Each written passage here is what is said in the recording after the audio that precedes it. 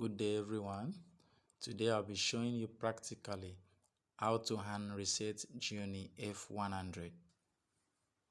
Please like my video, share, comments. Don't forget to follow my page. Also on your notification so when next we drop a new video you will get notified. Thank you. Okay, you press the power button and the volume up together. Press it, you will see a recovery mode. That's the first one, recovery mode. You use your volume to control it, then use the power button to select it.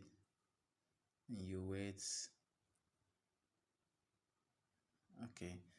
When it's now showing like this, you long press the power button for some